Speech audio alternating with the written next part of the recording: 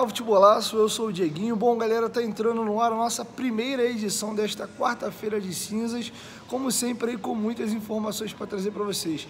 Antes disso, ó, dedo no like no começo do vídeo que já me ajuda bastante. Se você for novo aqui no canal, não esqueça de se inscrever, ativar o sininho das notificações e, claro, seguir a gente também lá no Instagram. Ó, hoje a bola rola pela Champions League, tem jogo do Manchester City, tem jogo da Inter de Milão, logo mais aí tem jogo também do Atlético Mineiro. Amanhã o Vasco enfrenta a equipe do Trem do Amapá pela Copa do Brasil e você pode apostar lá na 1xBet, meu parceiro. Clica lá, se cadastra, utiliza o nosso cupom promocional que é a palavra Futebolaço, que você ganha bônus no seu primeiro depósito. Eles te dão até R$ 1.200 de dobra na sua primeira aposta. Não esqueça de utilizar o nosso cupom promocional Futebolaço. Empresa séria, gigante mundial, paga rápido e paga muito bem. E está há mais de 3 anos aqui fortalecendo o nosso trabalho.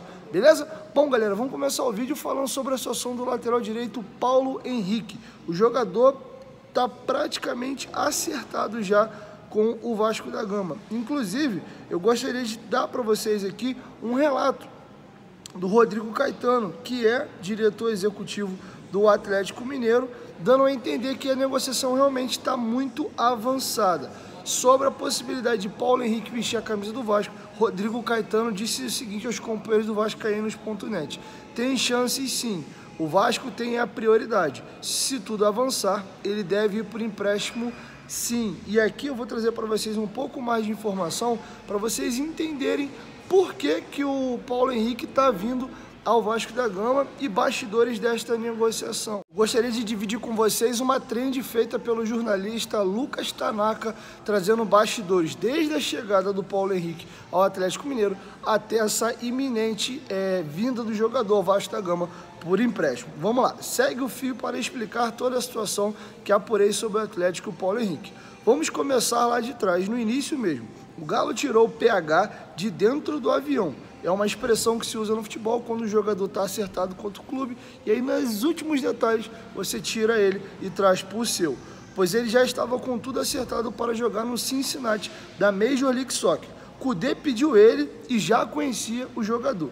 E o clube achou que poderia ser uma boa opção ao longo do ano, tendo um tempo de adaptação e tudo mais. O Galo convenceu o PH e seus agentes a virem para o clube. A pressão por boa parte da torcida atrapalhou o processo. O PH, então, sabendo de interesse de outros clubes, pediu ao Galo, juntamente com seu staff, para ser negociado.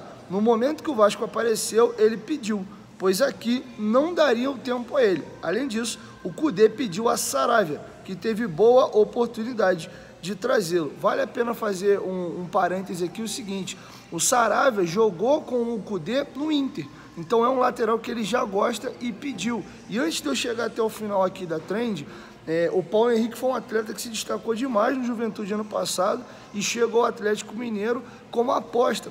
Por quê? O Atlético Mineiro está com um problema de grana. Eles têm pegado os jogadores por empréstimo ou livres no mercado. Quer um exemplo? O Atlético vendeu o Jair para o Vasco, fez caixa e trouxe 2 jogadores mais ou menos para a mesma posição. O Edenilson, que estava no Inter de graça, com o contrato encerrando junto ao Inter, e o outro, o Patrick, que joga um pouco mais avançado, mas 2 negociações sem custos, ou com custo baixo, que foi a situação do Patrick. O Atlético ainda ficou com uma grana muito importante de sobra, beleza? Então vamos seguir aqui. O Atlético não se viu no direito de negar o pedido dele de sair emprestado até o final do ano com passe fixado. Hoje tem Vasco, Goiás e Necaxa do México interessado, mas o Vasco chegou primeiro e deve levar. Essa semana deve ser oficializado tudo. Outro ponto, essa questão chateou muito membros da diretoria, pois na visão deles, a torcida ainda não entendeu o fato que o clube não tem dinheiro, que parte das contratações serão feitas desta forma: jogadores sem grifes, alguns até desconhecidos e que precisariam de uma paciência a mais e tempo maior de adaptação. Você pode concordar ou não com alguns pontos, mas em momento algum aí para cima eu trouxe opinião. Então ele encerra aqui.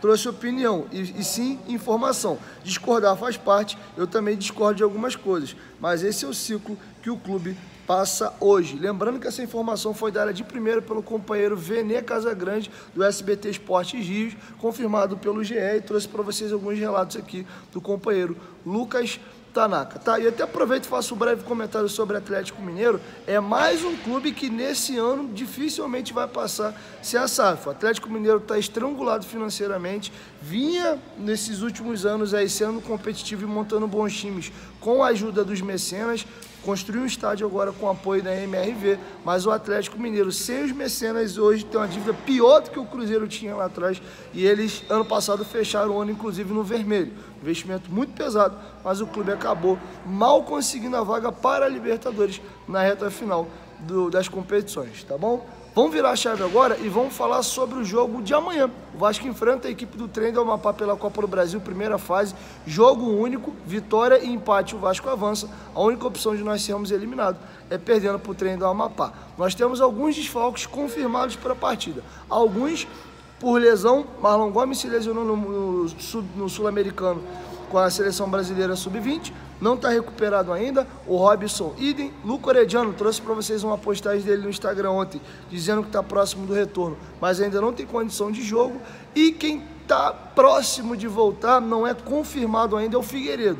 O Vasco deve fazer mais alguns exames, alguns testes, para sentir como é que o jogador vai estar. Dependendo, ele vai para o jogo contra o Trem do Amapá. O mais provável é ele ficar no Rio de Janeiro para o jogo da segunda-feira contra o Boa Vista, que ele ganha um pouco mais de tempo para se recuperar, e o Vasco até tem conseguido jogar sem o Figueiredo. Manu Capasso, ou Manuel Capasso, muita gente perguntando. O jogador postou uma foto ontem, inclusive no seu Instagram, com a sua camisa. A camisa que ele vai vestir no Vasco é a camisa número 22. Ele está treinando já há uma semana no CT do Vasco. O jogador não está apto a atuar ainda porque o nome dele não encontra-se no bid da CBF, tá bom? Então, por hora, ele não deve jogar. A expectativa que o Vasco trabalha é que ele estreie contra o Flamengo, ou pelo menos esteja relacionado já para o Clássico dos Milhões. O Vasco joga quinta-feira agora pela Copa do Brasil, vulgo amanhã, contra o Trem do Amapá. Na segunda-feira, joga contra o Boa Vista e no final de semana tem um duelo contra o Flamengo pela penúltima rodada da Taça Guanabara. Depois disso, a gente encerra a fase da Taça Guanabara, se Deus quiser, se classificando contra a equipe do Bangu, tá bom? Então essas são as situações de boletim médico e as baixas que nós devemos ter para a partida amanhã contra a equipe do Trem do Amapá. Ponto positivo, que o nosso volante Jair, recuperado de contusão, esse sim está garantido e vai para a partida. Bom, galera, para finalizar, uma tremenda de uma polêmica e de um assunto aqui meio complexo. O Vasco está fora do Sub-20 do Campeonato Brasileiro. Como assim, Dieguinho? O Vasco não vai jogar o Brasileirão Sub-20? Não, a CBF mudou o regulamento e a partir de agora só disputarão as competições do Campeonato Brasileiro válido pela CBF as 20 equipes melhores ranqueadas pelo profissional. O Vasco nos últimos anos tem ganhado muitos títulos na base, foi campeão da Copa do Brasil, inclusive 2020, vice-campeão brasileiro no mesmo ano, Copa do Brasil vice-campeão também no outro ano, porém o Sub-20 vai obrigatoriamente acompanhar o profissional. E hoje, no ranking que a CBF monta dos clubes, considerando o profissional, o Vasco é o 22º clube no ranking. Então, com isso, o Vasco está fora do Brasileiro Sub-20. O Vasco pediu um pedido de reconsideração à CBF para disputar o Brasileiro da categoria, por hora, sem sucesso. Vou até bater para vocês quais são as equipes que são as 20 primeiras colocadas desse ranking e, por isso, disputarão a competição. Por ordem alfabética, América Mineiro, Atlético Mineiro, Botafogo, Ceará, Corinthians, Flamengo, Fluminense, Red Bull Bragantino e Internacional. Grupo B tem Atlético Goianiense, Atlético Paranaense, Bahia, Cruzeiro, Fortaleza, Goiás, Grêmio, Palmeiras, Santos e São Paulo. E aí o que o Vasco está pleiteando e de uma certa forma chantageando a CBF? Se você não me liberar para disputar o Brasileiro Sub-20, eu não te libero o Marlon Gomes para o Mundial Sub-20 que acontece agora em maio. Então o Vasco está tentando batalhar nos bastidores para jogar o Brasileirão. E isso aconteceu pela primeira vez agora porque mudou o regulamento.